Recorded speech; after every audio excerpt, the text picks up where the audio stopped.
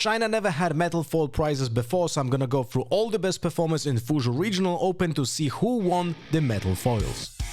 From the worst best performer, we have Garen. There were 2 Garens in the entire tournament. This one won the metal foil card for being 253rd in the entire tournament out of 511 people. And you would think that Aurora Garen is going to be the choice, but it's not. It's actually a token / mid-range deck that plays Akshan in mains, plays a Karina Veraza, so an actual Garen deck, not just a Garen that plays Aurora and has even Eye of Heralds over here. So it's a nice idea. It goes in line with the Garen, but unfortunately still not a great deck, but hey, congrats on winning the metal foil card. There were only 2 Dariuses in the entire tournament, and one of them had to win the metal foil card, and this one that took the 252nd place won the metal foil. It's a Darius hook deck. We were not really surprised by that, with the Altar of Memories, which unfortunately doesn't have the synergy with baited hook as you would think it would work, because unfortunately the baited hook kills the unit while resolved, right? And this one doesn't go and stack in the way you wanted, so that's quite unlucky.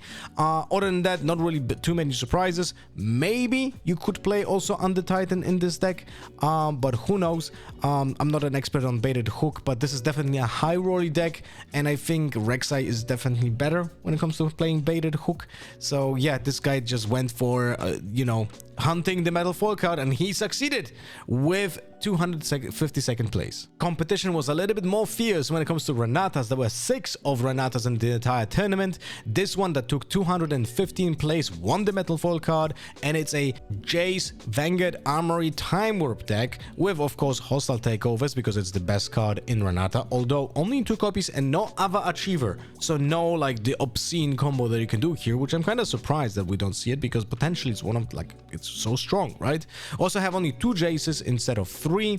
Not sure what's going on over here to be you're not increasing the odds of actually doing that really fast. And with Renata, I feel like you could maybe get this Jace just a little bit more consistent, because you are able to hold and create gold. But other than that, it's just it's a very honest deck apart from the Jace combo over here. There were only 2 Jinx in the entire tournament, 214th place. This guy got the metal foil card, and I'll be honest with you, this is a terribly built Miracle Draven list.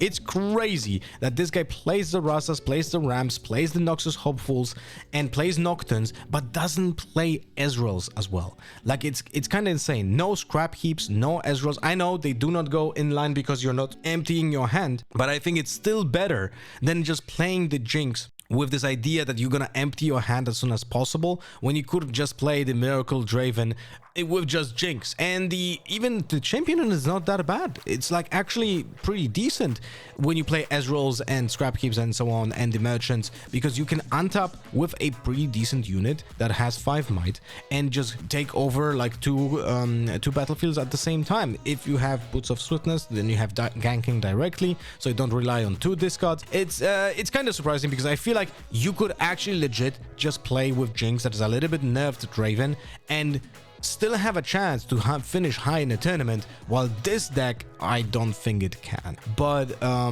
sometimes you can high roll with the Nocturnes, I guess. But hey, again, metal foil won by this Mr. or her. Actually, don't know. By them. From the 3 volibears that went into the tournament, we have the one that took the 202nd place, taking the metal foil card. It's a Aurora volibear. No surprises over here, but it's a very one-dimensional. I can't believe I'm saying this. This is even more one-dimensional than your typical volibear with Auroras, because it's essentially only units and challenges, and that's it. And that's ramp. A Sky Splitters, of course, because you have to play it, right? But it's you don't have anything else. There's so many units here. You have 3 Ferris Forerunners, you have 3 Minotaur's Reckoners, which I assume are here to just counter a little bit of the purple decks that are just moving around a lot, right? And then you want to expose them with some of your units that are being played on those big lockdown locations. But man, this is really rough, I feel like. I'm not sure. I'm not an expert on the Aurora builds, but I played against a volibear Aurora played by my friend in tournaments, and he was doing pretty well with it in set 1. And he definitely played a different version. Had even the ballistas from set 1, which I feel like were kinda neat against a lot of opponents. So yeah, this one is kind of interesting. There were 17 Sivirs in the entire tournament, and the best performing one finished 200th place, and it was an Aurora Sivir. Like, again, I'm gonna say, like, this could be a Ezreal package with fizzes and, you know, your typical like Rasas and these Last Rites deck. I know it loses a lot from the red because you don't have battering rams, but you could be playing a more miracle version of this deck and probably have a higher performing chance than this deck. And because it's so high rolling, right, you have to rely on the Aurora, and if you don't get the Aurora, it's gonna be very hard to win with this deck. So it's an interesting choice, and it's so even more interesting to see that 17 Sivirs win the tournament, which is quite a lot, right? And not a single one of them even performed remotely well. Out of 5 Legions in the tournament, the highest performing one took the 185th place, and it's basically a Master Yi deck in disguise, what we have seen in the past with the Trinity Force and Ruin Runners. Essentially, the change here is that with Master Yi, you have better early game because your 2-drop becomes like a 4-drop, right, when you're defending, while with Legion, potentially you have better end game because you can stack more units on your positions and then buff all of them if you have enough time. So it's actually not that terrible when you think about it, but it's not just falling in grace when it comes to the entire metagame, because you're just heavily wrecked by purple colors, and this is why Ruin Runner is just so important in this deck. And if you don't have it early, you're gonna have a big problem. So yeah, there were 2 Leonas in the entire tournament. The best one took 183rd place, and I'll be honest with you, I have absolutely no idea how you play Leona. I played only against Leona, never with Leona. It is, you know, you stun people, you buff units, and you try to survive. That's essentially it right here. I don't know if this is like falls far away from your typical Leonas. It does have 3 Eclipse Heralds, which I, honest to God, never seen actually being played outside of a sealed format. So that's a little bit new. For me, is that good? I don't know. Anyway, congrats to the Leona player for winning the metal foil. From the 4 Rumbles that attended the tournament, the best one took 129th place. And yes, it's a mech deck. As you expect, it's a mech deck, although this one plays a lot of things that I would not expect to be played in a 3 of. We have 3 Danger Zone, which is not the best, you know, but there are 2 Longswords, for example. We have 2 and 2 on Blood Rush on Cleave, and then we have a full set of Rumble, the red one, which is kind of understandable, and full set of Rumble, the blue one, which is kind of understandable. I feel like the blue one is probably better choice as a 3-off, and the red one is probably like a 1-off typically, but at the same time, they do stack together pretty nicely. Other than that, from the other surprises, we do not have a single Watcher in this entire deck. We do have 1 Bryn here to help a little bit with the matchup against purple colors. There's 1 Dune Breaker, and when you think about it, the deck plays 2 Sun Discs. Now, with a deck that doesn't have really like cycle or discard and draw, the Sun Disc might be a little bit you know, worse when you draw a second copy, unless you have a way of filtering them, or you have a lot of card advantage. In Reksai, you can play even 3. In a Rumble deck, playing 2 might be a little bit odd if you don't draw 1, but then if you play 3 and you draw multiples, then you feel like an idiot. So I can understand why he plays 2. Unfortunately, this is just like very static deck, you know? It's like you play mechs, maybe they untap, maybe they don't. The synergy is not that powerful. Like, it's very easy to understand what's going on because there's not many reactions that will actually change how the deck plays out. So there's so many things just laid out on the table, and so it's easy to play around. And yeah, this is why it's not a popular deck as well. There were 12 ornns in the tournament. The highest one was 127th place. I'm a little bit torn because I'm not certain why this deck doesn't play Guardian Angels as well. There are 3 Zhonyas but no Guardian Angels. Maybe that is normal. I didn't keep up with the own decks so much because I don't think they're very good. But this one also leans heavily into Energy Conduit and Hextech Anomaly to create just energy advantage essentially, right? So that's something that this deck tries to achieve. Then we have the end game being topped with Shurelias and 2 copies of Azir, which try to get you a little bit mobility, and Spellsonger, of course, to just stack up that deflect of the 3 ornns that you play in your main deck. So if someone is a fan of like this kind of VIP El Presidente type of deck, I feel like this is probably the one that is the most fun if you really like that fantasy, but it's not the best. Like Irelias just does this kind of similar fantasy in a better fashion. But completely different colors, and they're completely different, like even idea, right? It just, yeah, I don't know. Maybe it's a good thing that ornn is not great, because it would be such an infuriating type of deck to play against. But at the same time, it's like, bro, like, does this deck even work when it's when there's like a lot of Victors, for example? No. We're breaking into the top 100. 91st place is a Teemo. There were 5 Teemos at the entire tournament.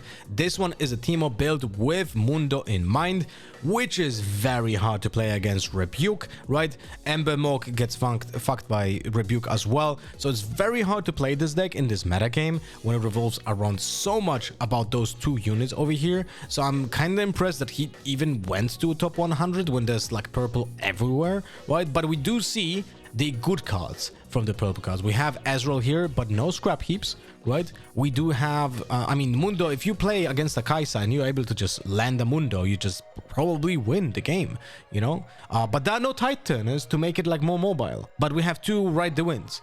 Again, I'm not an expert on Teemo. There's a lot of 2-offs in this decks and 1-offs, which makes it probably hard to predict what you're gonna have to do in the entire time, you know.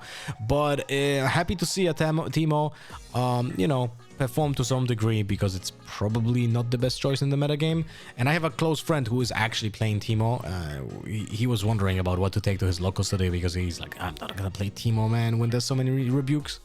6 Yasuos went to Fuzhou, and the best one was 86th place.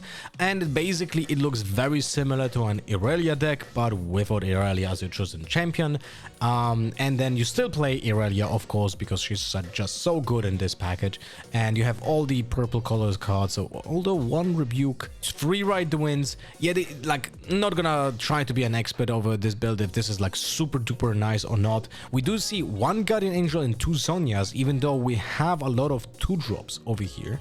So I'm also not certain, like, is this a good choice. I would probably just use more Guardian Angels than Zhonyas, or not even Zhonyas at all, and only Guardian Angels if I play 2-drops, right? Because then you cannot play just Zhonya if you draw any of the 2-drops. It's kind of a weird choice. Maybe I'm missing something.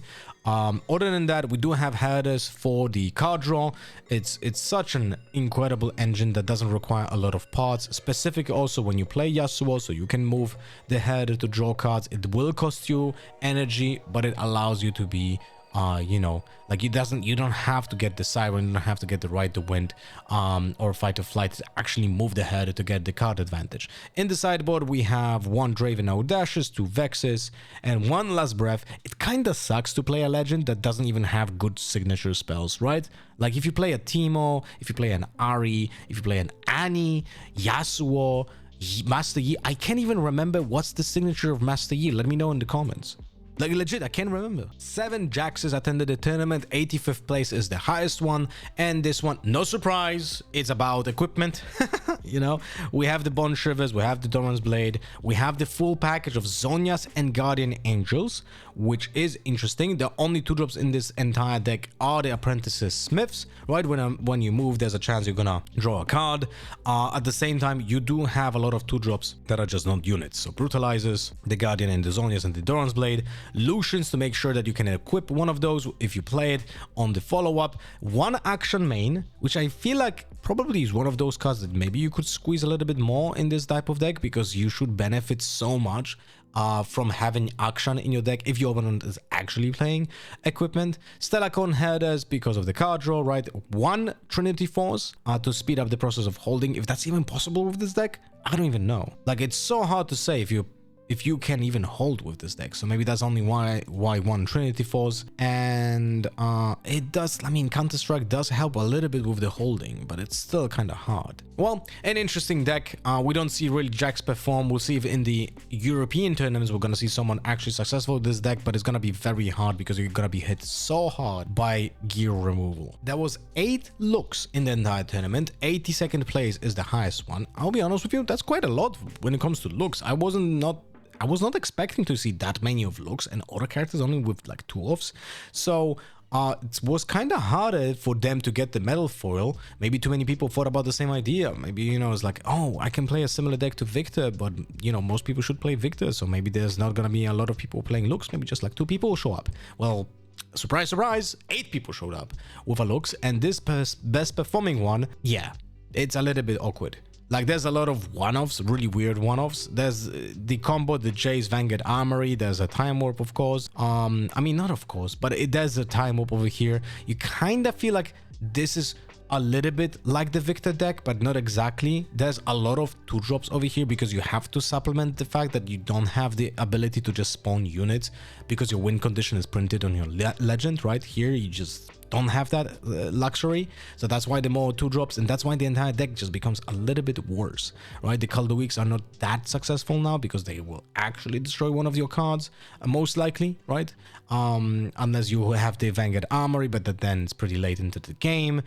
There's so much card draw over here. Like, we have Progress Day, and we have Yordles. When your character is about drawing cards when you play big spells, not sure what to think about that. Garbage Grabber is here to just add possibilities of, you know, popping with Jace, and Chemtech cast kind of similar fashion, right?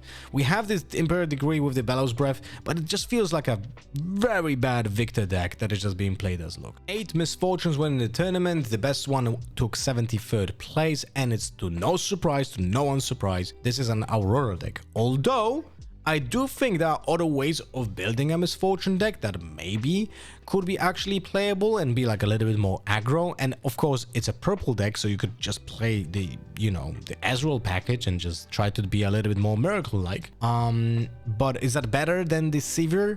Probably not, and Sivir performed really badly in this tournament, right? So this guy went for, or they went for the Aurora deck with the 2 Deadland Predators and 3 Mind Splitters and nothing else when it comes to the units. So you top that off with the Last Rites to make sure that you can cycle between them. To say it's an inconsistent deck is probably an understatement. If you don't get Aurora, it's very hard to win with this deck. There were 11 reksais, and this one almost broke into the top 64. On the 66th place, the winner of the metal foil card is Magic Day with a Phoenix control reksai, because they do play the full package of Phoenixes, but at the same time they do play a lot of one-offs in this deck. Like, there's a lot of like inconsistencies in this deck, which makes me question how good this deck can actually be.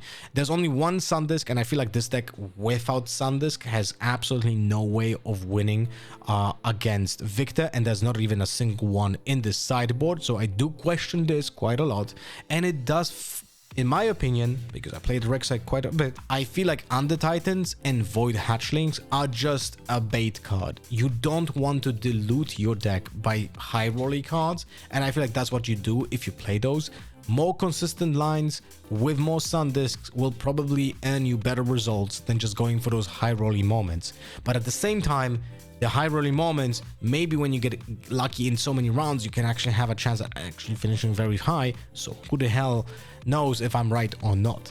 But this version has a lot of one-offs. Like, I can imagine not playing 3 Piercing Lights, specifically in the Draven meta, when Piercing Light, if you deramp yourself, and I feel like sometimes you have to, you just can kill a Draven that was being played on 2 and 2, which is very neat. We had 12 sets, and this one broke the top 64. 58th place, a set takes the Metal Foil card with a Aurora build. Now, when I say on my stream that set is probably very unplayable in set 2, I typically mean the mid-range version. I actually never thought about building a Aurora version of set, because why would you want to do that? But this one actually kinda makes sense. Like, you know, Aurora, when you have access to Harness Dragon, is pretty, like, that's very powerful. Like, Harness Dragon is probably one of the best things that you can ever get. Like, for me, Deadbloom Predators and then Mind Splitters, and instead of Mind Splitters you have Harness Dragons. That's like the best package that you can have in Aurora. So maybe this makes a little bit of sense if you really want to play a set in this particular metagame. Maybe the Aurora version makes the most sense, because you're not like really hurting from Rebuke as much, because your typical mid-range set just literally just loses to a Rebuke, right? So this is pretty neat. You have additional card draw over here. Like, it's so funny to see 3 Confronts and 2 Rally the Troops, most likely just to have card draw. so you can hit your ramp and your Aurora just a little bit more often. I don't know, it's kind of interesting. I would never choose to play this, but it's kind of interesting to see this kind of a deck. Like, this is definitely sniping for a metal foil card, I think.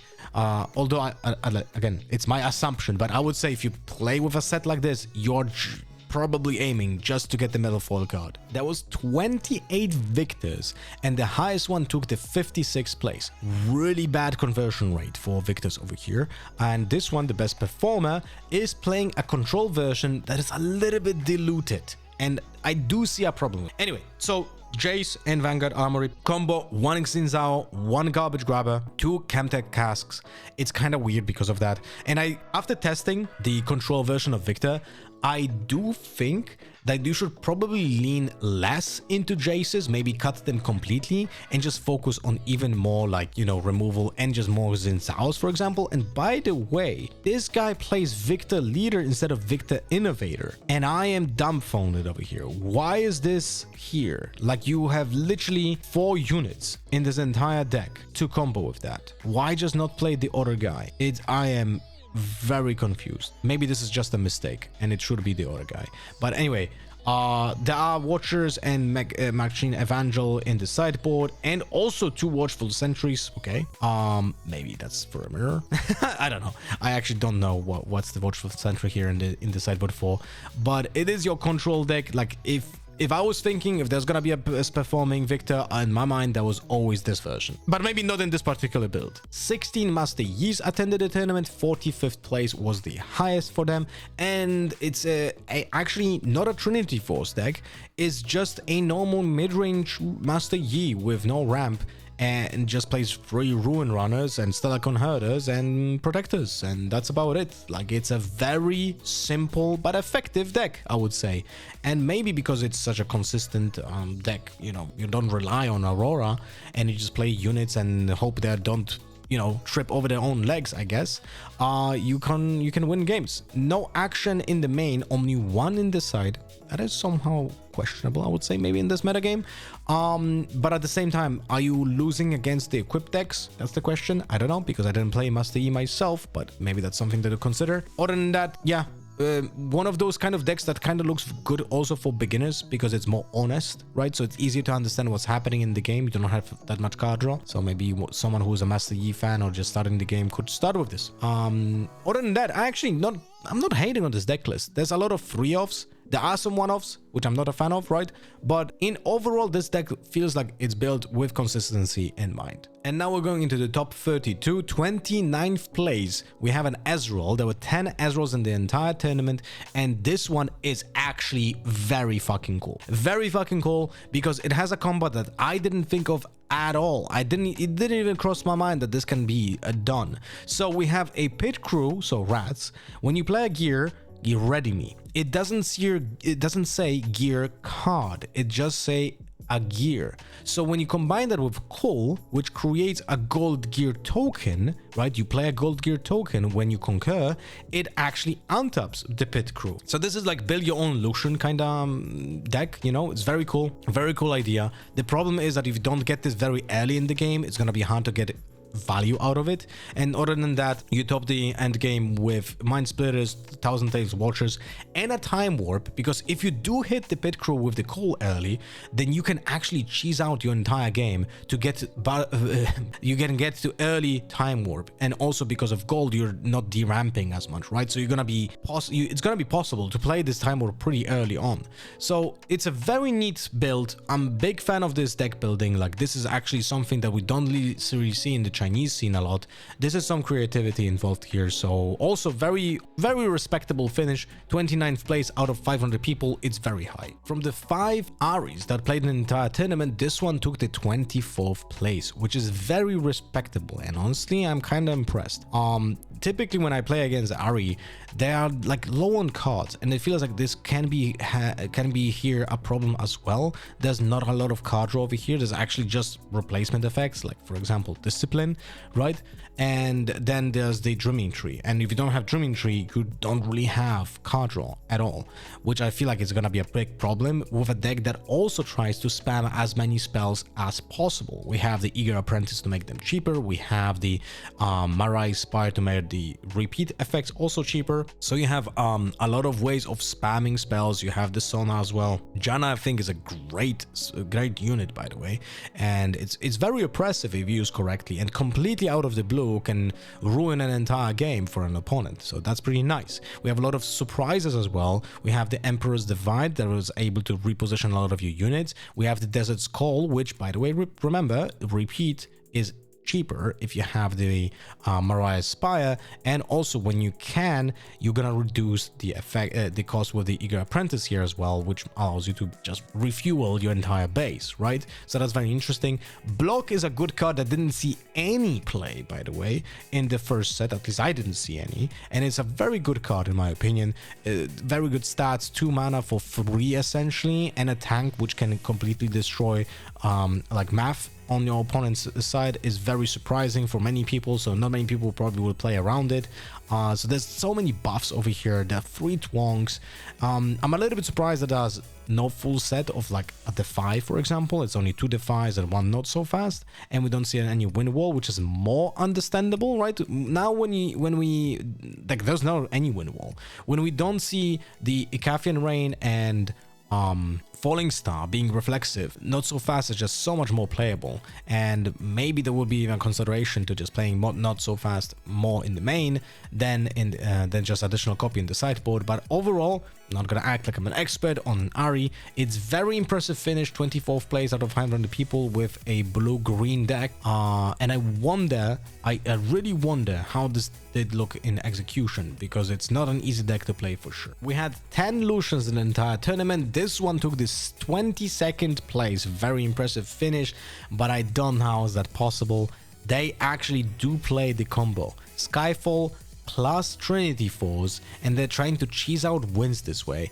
I'll be very honest with you, I do think, and that's only my opinion, you might completely disagree with me, but I do think this is the worst version of Lucian that you can play. Relentless Pursuit is absolutely insane card that I think I underrated when I was doing the first reviews before playing the expansion.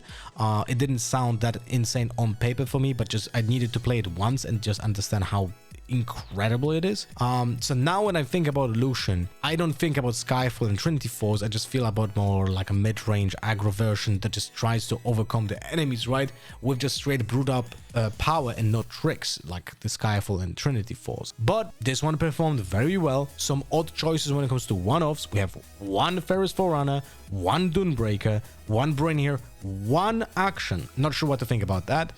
Again, in this Chinese metagame, I feel like more actions in the main probably would be just better. And also the sideboard is, bro, like, get me out of here. What the hell is this? 3 Poros, 1 okay, so I can you know what, I can understand the 3 Poros to some degree, because if he goes first, like he loses the first game and he feels like he actually needs to be more consistent than adding the 3 Poros, probably I can justify that. Like if I would have to like build like this kind of deck, yeah, okay, that's understandable. But what the hell is here? Like, what's going on? One key, what? Why this Kiana? This is random Kiana. At least add another action or another Ferris Forerunner, because then I would understand. Or another Brain here. Like, you don't have, you have one, like this is like 2 copies, 2 copies, 2 copies, right? So you could be a little bit more consistent if you just delete this one Kiana and add one of these to be more consistent at specific colors you have a problem with, right? You have problem with equipment, you have deferred action. You have problem with purple, you add another Brune here. You have problem with non-purple decks,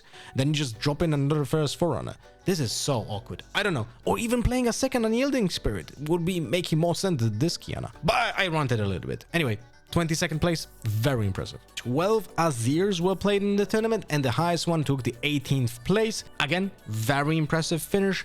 There's not many directions that you can go with Azir, at least not for now. Like, you have to play the cheapest equipment, right? You have to play the Dawn Shields, you have to play the Eye of the Heralds, and then we have Lonely Portals, which I'm not sure what to think about that. Do you really want to play a Lonely Portal instead of a third Desert Call? That's a little bit weird, I would say. Also, Guardian Angels. Okay, interesting choices over here. So I wanted to say that there's not a lot of directions you can go with Azir, but there seems to be a different direction here. But Death Grip is absolute amazing in this deck. So I'm not surprised to see it in 3 copies.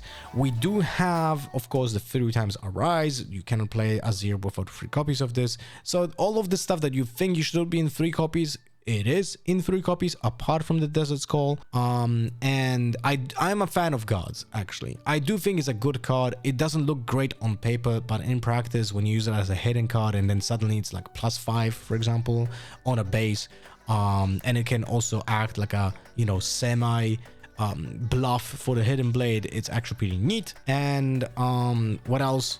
There's Grand Stratagem. Do we need to have Grand Stratagem in Azir? Not certain. Maybe you don't. Maybe just 1 copy is enough because you don't want to like get them early anyway. So I'm not sure what to think about the Grand Stratagem, how important it is. Maybe a 2nd copy of Azir would be more important, the yellow one, just to finish up the game with movement. But yeah, Azir is an interesting deck. In the sideboard, we have 3 times Noxian Dramas. Not exactly sure what is the idea here, like what specific matchup is that very useful for. But yeah, maybe against Viktor control, when you don't want to lose to the constant just removal. This might maybe actually a little bit more helpful. Who knows? I think so. I think Viktor control might be the specific matchup that is being targeted here with this card. There was 39 Kaisas in the entire tournament, and only 5 of them was in top 128. And it's a really bad conversion rate for Kaisas, but this one took the 10th place overall, very close to top 8. I mean, actually, I'm not sure if it was even a chance to get into top 8, because maybe it was not tiebreakers, maybe it was just absolutely less points. But this version is a little bit different than most, I would say, even though it's still Kaisa. Like, you're not gonna be surprised by many choices over here, but it does play 3 first 4 in main with 2 Brynn here. So I'm like, you know, when you choose to play Kaisa right now, you have to think like, what is the biggest problem for you? And it seems like this deck doesn't particularly target a specific one option, but it has like answers to everything, right? We have Bellows Breath with Watchers, very strong combo here. No Piercing Lights in main, which seems to be odd. As I mentioned before, I feel like Piercing Lights are just absolutely phenomenal to answer Dravens, because most of the Dravens should be playing a Draven on turn 2. So if they moved into a battlefield, you can just legit just kill the Draven. And that's with Kaisa, that's only gonna cost you 1 power. I think that's giga worth. So not playing main Piercing Light, I feel like in current metagame, it's more important even than Falling Star. So that's my personal note. But other than that, here we have 3 smoke screens. It's interesting choice, I would say, because sometimes you don't even want to go into specific combats, but here smokescreen acts in 2 ways, because it helps you clean up with Bellows Breath as well. So it's kind of like, think about it this way, like Thousand Tail Watcher with Bellows Breath is pretty cool, but then you can also just play smokescreen if you miss this Thousand Tail Watcher, but you have to clear like a lot of units. So maybe with Bellows Breath that actually makes a lot of sense. I didn't test it myself. Like when I played Bellows Breath with Watcher and Kaisa, I didn't have any smoke screens, but I didn't feel like I was missing something. Other than that, we have 3 Dravens. It's a very good card, right? It's a very, very, very good card, and we just kind of do like a bad Draven cosplay by playing 3 Longsword and 3 Draven over here. And the upside of Draven is the fact that it just presents 6 power, 6 might. Like, you just drop it and then just come at me, bro, right? It's one of the most important things in this game is just to make as many variables for your opponent as possible, and purple does that by default, because they just have every possible card in the game. They can do everything, right? Removal, bouncing, I mean, equals like rebuke, right? You have counter spells, you have tapping, you have moving units. There's every single possible card option in purple. In red and blue, you don't have that, but you can still add more options and more threats by just playing Draven, who suddenly is now like a kind of like a Master Yi cosplay, right? Because it just adds +2 on defense. So that's pretty neat. 2 forecasters. I don't know about the 2 drops, man. Like, Forecaster works here with only the Ferris Forerunners, right? And it's like, are there better options? Like, is that better than Sentry? Because Sentry is gonna have one might, but it's gonna physically draw a card. This one kinda is like a card draw, but not exactly. It just increases the chance of having a high quality draw. But at the same time, the deck does play 2 premonitions, which allows you to refill your hand pretty sensibly, right? And in a Kaisa, 2 energy, 2 power for 3 cards, that is not a bad cost. And specifically also when you can create gold. So yeah, I mean, overall, I kind of like this Kaisa build. I'm not saying no to this. There would be a few changes that I would do, but this looks still like a pretty decent Kaisa build. And now we're going into the top 8, and I already discussed those decks in the previous video from yesterday about the top finishers in this tournament. I'm just gonna show it on screen so you guys have it in one video, but if you want my full opinion on the decks from the top 8, you will have the link in the description, or just go to my channel and look for the previous video about Fiora and Draven. So I'm just gonna show you here that was the best performing Annie. Here is the best performing Irelia from the 4th place. Annie was 5th, right? So we have the more VIP president type of deck for Irelia. Then we have the 2nd place Fiora that doesn't want to load in. And I don't think this Fiora is very well made. I tested this deck and I didn't like a lot of choices in it. So after testing, like, I don't understand why we just don't have any actions in main. Why do we have the Fiora Victors as a champion chosen? I have no clue. But you know, they took the 2nd place. They are definitely a fantastic player. Like, I watched the match and they made phenomenal decisions, took some risk as well that paid off. So all of that was calculated, so pretty well played, but the deck itself, I feel like it's not the best. And then the first place Draven deck plays a lot of 2-offs, man. We already broke it down in the other video. Anyway, hope you guys enjoyed this video about the metal foil cards and who won them in the Chinese regional. Let me know in the comments if you enjoyed this type of content. All right, bye-bye. See ya next time.